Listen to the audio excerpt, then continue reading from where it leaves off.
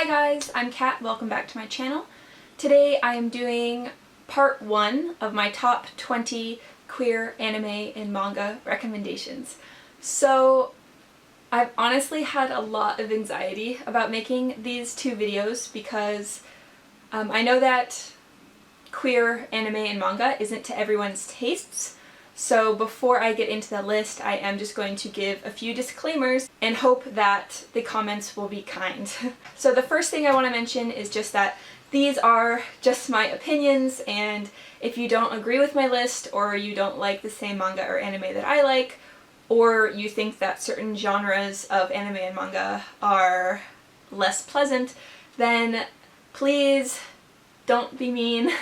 Please just don't watch those certain animes or manga, the same as if I was recommending a book that has topics that perhaps you wouldn't prefer. Now I'm going to talk a bit about my own personal tastes. Anything that's set at schools, I'm usually not inclined to like that much because a lot of times it's girls in scantily clad sailor suits, and while that's fine for male viewers who are looking to get something out of that, that's not exactly what I'm into the school settings for. So all of the ones that I mentioned that have school settings, the plot is extremely strong and also has really great queer rep. So if you are looking for kind of scantily clad schoolgirl settings, this is probably not gonna be the list for you.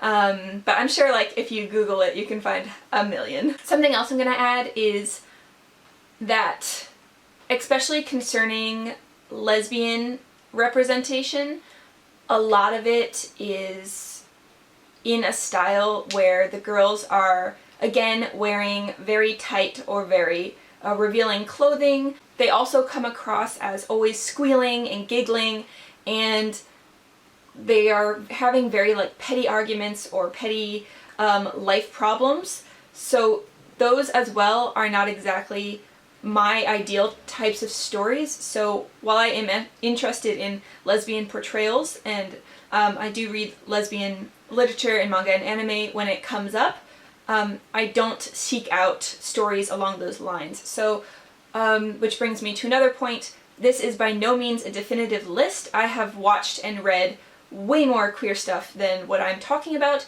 These are just the stories that I personally love the most that have queer rep.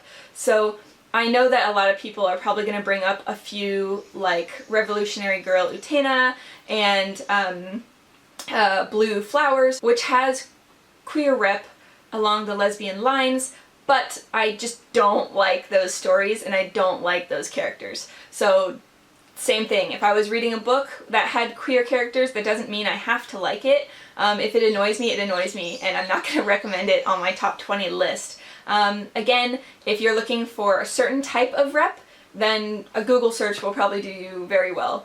These are just ones that I like because the plot is very good and they also happen to have queer rep. I think we've covered all the disclaimers that I wanted to say, just in case. So let's just go ahead and start. So number 20 is Wandering Sun by Takako Shimura, and in this one there is absolutely fantastic, amazing trans rep, which is really rare in just anything that comes out of Japan. We follow two 5th graders in the very beginning, Shuichi, who is a transgender girl, and Yoshino, who is a transgender boy.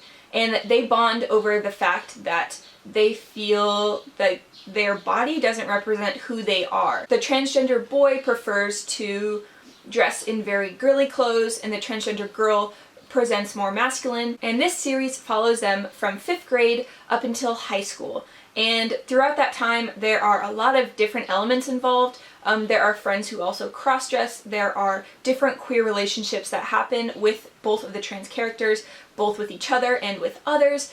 And overall the style of this manga is very sweet and the illustration style is very minimalist. I recommend both the manga and the anime. They're both very good. If you're looking for something sweet that has great trans rep, I highly recommend this series to you. Next up is Bloom Into You by Nakatani Nio, and this was actually one of my reads for this month, and I liked it so much that I put it here. So obviously I don't know the whole story since I only read the first volume, I believe. So we follow two schoolgirls. One is Yu, who is a first-year high school student, and she is asexual as far as she knows, and she was really hoping for the moment when a boy would confess to her and she would feel some butterflies, but that moment just never happens for her. So when a boy does confess to her, she doesn't know what to do, because she wants to reject him, but also she realizes like maybe she will never have feelings like that for anyone, and is that okay? And when she witnesses a girl who is 1 year her senior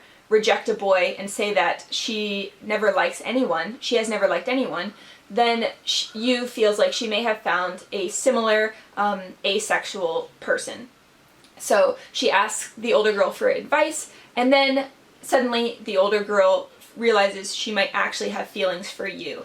So the main character, as far as I know, is asexual, and then the other main character is asexual or a lesbian. So it's only the first volume, so I'm completely unsure of what will happen, but so far in the first volume, that is the rep that has happened. It's a very clean drawing style that has kind of, what can you say, sharp features, which I personally really, really like. Bloom Into You, check it out. It's one of the ones that I read this month, and I do highly recommend it. And number 18 is a manga that I just have really fond feelings for, because it made me laugh, but it also taught me some things about Japanese society and about relationship dynamics that I had never thought of before. So it's Usotsuki Lily, which translates to Liar Lily. There's Hinata, who is just a regular high school girl who is hoping to find her perfect boyfriend. And then there's En, who is the boy that ends up confessing his love to Hinata. And Hinata says, sure, I'll go out with you. And then after she starts going out with him, she realizes that he is the school cross-dresser. So En is actually genderqueer, gender fluid, and he prefers to wear girls' uniforms even at school, and girls' clothes outside of school. So this relationship takes on a lot of different facets that I just absolutely love, such as they want to go to a couples cafe, but because En dresses as a girl and homosexuality is not really accepted in Japan, if the girlfriend dresses as a girl and then En dresses as a girl, they can't go to the couples cafe because they're not a couple. So then at that time, the girlfriend decides to cross-dress as a boy so that En can still be true to himself, and then they can still go to the couples cafe. And I just thought that was like just a dynamic of a gender fluid and gender representation that I've never thought of before, and I really just recommend this series. It is more lighthearted, but I think it does tackle some serious issues in a very kind of sweet and fluffy way. So I really do recommend this manga if you're looking for one that tackles representation and gender expression in Japan. Yeah. So number 17 is a manga which I also read this month, and it has actually 2 titles, so I'm gonna read my notebook here. So the first one is My Lesbian Experience with Loneliness, and the second title, that's longer, is A Report on My Being So Lonely That I Went to a Lesbian Brothel. So this is by Kabi Nagata, and it's actually a memoir. So in this series, it started off as the author's way to express how she was feeling in this society where she doesn't know where she fits in. She's not good at working part-time because sometimes she experiences crippling anxiety and depression, and I also struggle with anxiety and sometimes depression, so I think that this book immediately pulled me in because while I've never had it so bad that I couldn't go to work, I think I've had instances where it was very bad and I feel for her and I feel empathetic with her and I feel like such kinship with this main character. So the character is also, though, struggling with her own sexuality. So she's not sure if she is asexual or aromantic. She feels like she might be a lesbian, but it might also be tied up in her feelings with her mother and feeling that like maternal love. So when she goes to a brothel, what happens is so radically different than what she was expecting to happen that it just makes everything more convoluted and vague, and she's not sure where on the spectrum she falls. The drawing style is also very much not for any male gaze, and the author herself has said that she really wanted to portray herself in a completely realistic way. So it's not sexy, it's not cute, it is kind of I'd say more rough sketching style than you'd see in a lot of other mangas, and it's much more just brutally honest, and a lot of her inner dialogue is so true to what I think a lot of us feel that If you're looking for anything that has really good questioning rep, or mental illness rep, or like queer lesbian rep, or just kind of a person who doesn't fit into normal Japanese society, then this would be a really good one to check out, and I highly recommend it. And I'm really anticipating, I believe the second volume is being translated, so yeah, I'm hopeful to read that one soon. Alright, and number 16 is a manga that I read also for this month, and it is My Brother's Husband by Gengoroh Tagame, and this is absolutely own voices. So we follow Yaichi, who is a stay-at-home father who's taking care of his daughter Kana, and he had an estranged brother who moved to Canada named Ryoji, and Ryoji is gay, and when he moved to Canada he married his longtime partner Mike, who is now suffering the loss of Ryoji, who has recently passed away. And suddenly one day Mike shows up on their doorstep in Japan, and they take him in and are kind of caring for him as Mike wants to see all the places that his beloved husband visited and talked about from his childhood. And the person who is leading him around and exploring Japan with him is the father and the young daughter Kana. So this series is great because it showcases the way that most Japanese people think versus the way that they act. So a lot of times the father would be like, absolutely that's not okay, but what he would say is like, oh, like, is that so? Like, so desu ne? Like, so just because people don't say a certain thing, it's not that they're not thinking it, because true thoughts would be reserved for maybe family members or extremely close friends, and they wouldn't maybe say what they're really feeling to someone that's a new acquaintance. As well as the father, Yuichi, is kind of in the role of representing conservative Japan. Even Yuichi is not a bad person or necessarily so conservative, but a lot of the things that he thinks he realizes are ingrained just because Japanese society has been this way for so long, that Kana, who is much younger and is a young child, she questions things immediately. I believe like when she asks Mike, okay, well, if you're the husband, then who's the mother? And then Mike just said, no, there's no mother, we're both the husbands.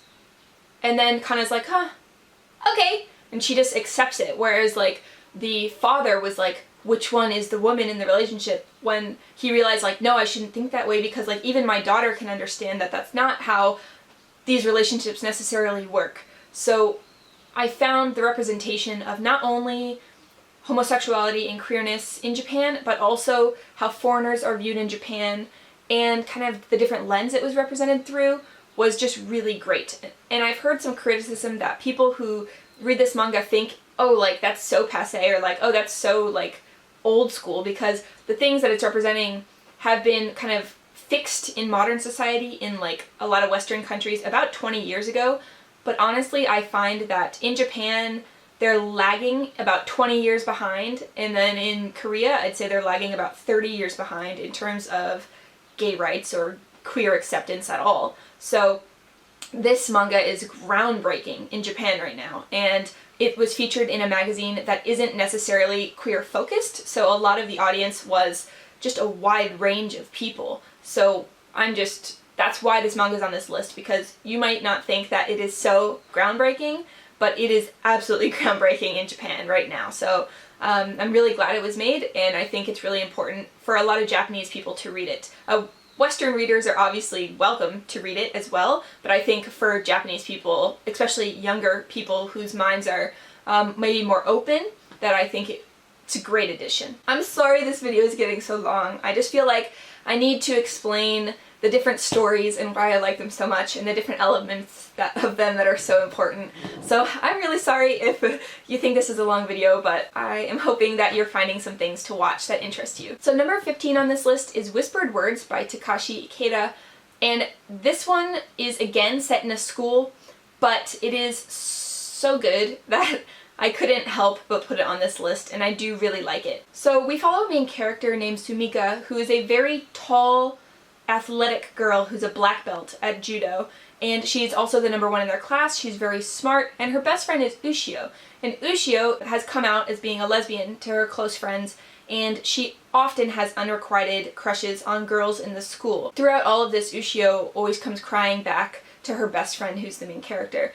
But the main character has been in love with Ushio this whole time, but Ushio says she only likes small, cute girls. So the main character is crushed because she knows that she's not small and she's not cute. You know what the main character is thinking just through how she interacts with her best friend and how grating it is, like, the double meanings, like when Ushio realizes that the person she likes has a crush on a boy, and that boy likes Ushio, so her crush actually comes to hate her. And then when she goes crying to the main character and is like, why is my love always unrequited?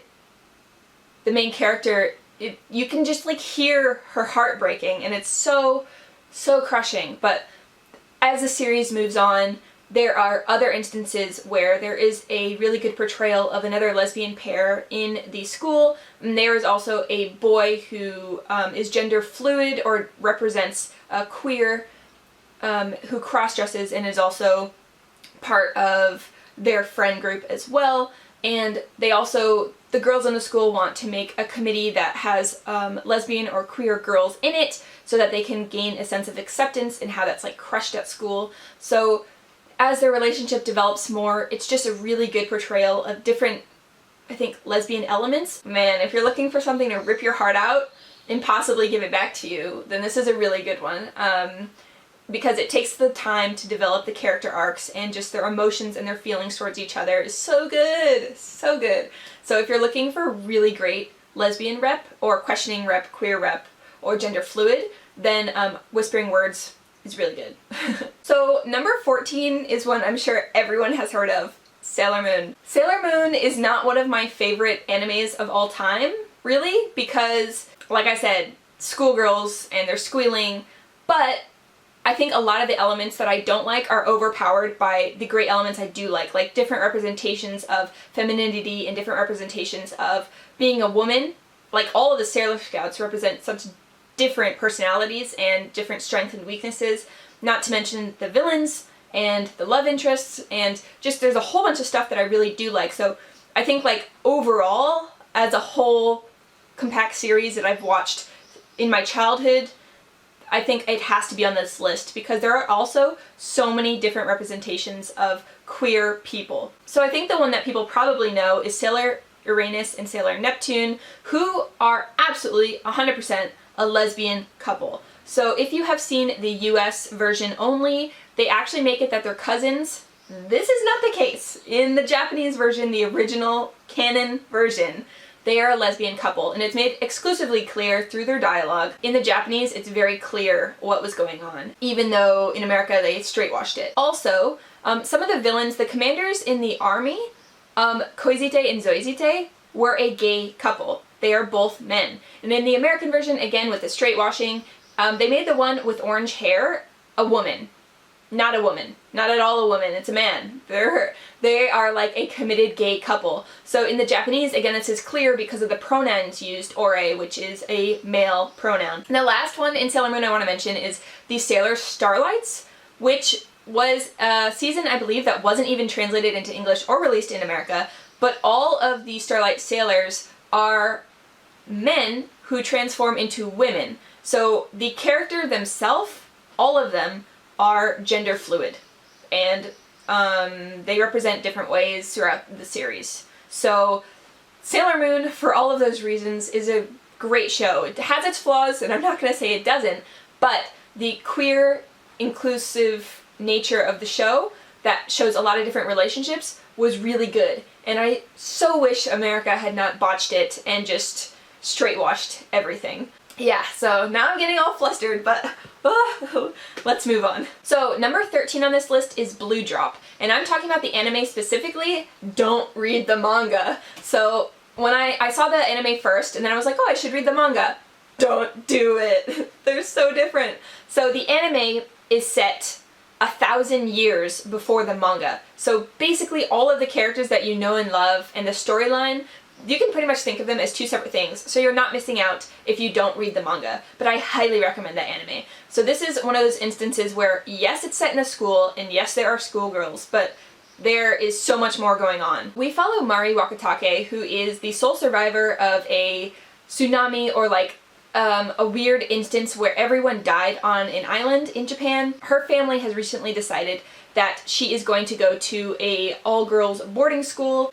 So as she goes to this boarding school, she really doesn't want to, and she also has lost complete memory of the instance of her past where her mother and father died as well as everyone else on the island. So she finds out that her roommate is Hagino, and upon first meeting Hagino, Hagino tries to choke her and kill her. So, whoa, we are not sure from the beginning what is happening, and already it's way different than like other girl school animes. So if you're looking for an anime that has great lesbian representation while being at a girls' school, but it also has a fleet of alien invaders, then this is for you. That's right, I said alien invaders. So this one completely took me by surprise. Some of the elements, especially involving the aliens, were so cool. The alien fleet itself is composed purely of women.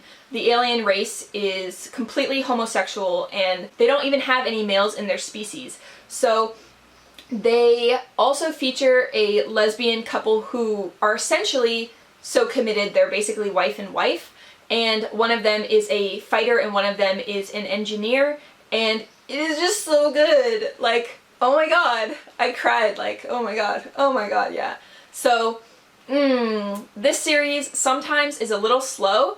I remember like not being totally thrilled with the school elements because like there is some like petty schoolgirl stuff that happens, but also there's a invading alien fleet, so it's kind of balanced, you know? So if you're looking for something that is unexpected and like a complete twist on the schoolgirl trope, then Blue Drop is for you. And it's not even that long. I think there's only 13 or 14 episodes, which is great. So I really do recommend it, and yeah, it was such a pleasant surprise, and that's why it's so high on this list.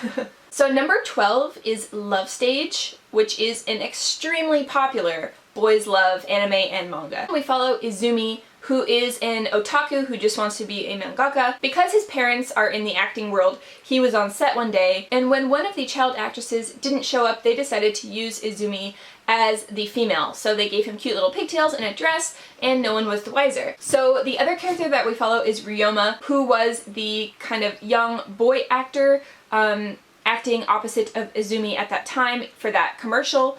And as he's grown up, he has fixated and grown to love the young girl that he started in the commercial with. And when it is 10 years later and they are doing a kind of reboot of that commercial, they're forced to be together again. So again, because no one knows that the young female actress was in fact a boy, Izumi once again cross-dresses in a wedding dress and is made up to look like a very beautiful girl. So after they film the commercial, Ryoma actually confesses his love to Izumi, and Izumi just, that scene is so funny. But basically it's Izumi's older brother that is like, what are you doing with my younger brother? And then Ryoma's like, what? So it's like a total case of miscommunication or misunderstanding. What happens is both of the main characters are straight. But as the series goes on, and Ryoma tries to convince himself out of being in love with Izumi, he actually realizes that he has loved Izumi for so long that it doesn't matter what gender Izumi is. So he's still in love with Izumi. So it doesn't necessarily make him gay, it makes him bisexual, I think, or pansexual? I'm not sure. But then Izumi as well grows to have feelings towards Ryoma. So again, the same for him, bisexual, pansexual. And this series does have a problematic element because at some times force is used, and if that is something you are completely against, then perhaps don't watch this. There are problematic elements, definitely. But on the overall, I did like this series a lot, and it also features another couple as well, the family secretary and Izumi's older brother, which is hinted at. It's more explicit in the manga, but it is only hinted at in the anime. But regardless, if you're looking for something that is funny, but also has good queer rep, this might be for you. The last one for this list today is number 11, and it is Neighbor Complex. So this is a manga that I highly, highly, highly recommend. We follow Kuji Akira, who is a high school girl who represents herself in a very masculine way. She is gender fluid, gender queer. She's not sure about her representation. People often mistake her as a boy because she is very tall and she has a very manly build, and she also doesn't like to dress in anything tight or feminine. She thinks that it's very like not her and not what she wants to be like. Her childhood best friend is Ninomiya Makoto, who is a very well-liked boy in her high school, and they've been best friends from when they're like 3 years old. And as time goes on, Makoto actually starts to cross-dress. The dynamics of this story is just so amazing. Like, one scene that just sticks out in my mind that was just amazing, and it's when a girl really likes Ninomiya, and basically he's like, what would you do if I told you I cross-dressed? And the girl says, well, if that was the case, then I guess like I'd be fine with it probably. And then he says like, well, the person that I'm in love with would just say, I love you no matter what you would do. Or like, you are you no matter what. It's not even a what if. You could do it and it would be fine. And just, I find like the unrelenting support between the two main characters. Oh my god, it's so good. Like, just strong, strong, strong emotional friendship, love, trust, and support. It's so nice to read a relationship, like friendship or romantic or otherwise, that is just so strong and grounded in like a long time of just trust and faith in the other person. So if you're looking for something that has kind of queer rep and just such a strong, great relationship, I really do recommend Otonari Complex. Neighbor Complex, sorry. That wraps up number 11 to 20. So I hope that you find some great stuff to watch or read from this list. Like I said, I had a lot of nerves making this list, and I hope that everyone will be kind, and if you do see something that you really want to watch or that you love, please do let me know down below. It would make me so happy if people could find queer anime or manga that they like and that maybe represents a part of them or a piece of them, or even to know something about other people that isn't necessarily you yourself. So if you found this at all helpful or you liked it, then please give me a thumbs up or hit the subscribe button. It would really mean a lot. And without further ado, I'm going to say bye for now. Please look out for part 2, which will be my countdown from 10 to 1. Yeah, so I'm just going to say toodles for now. Bye!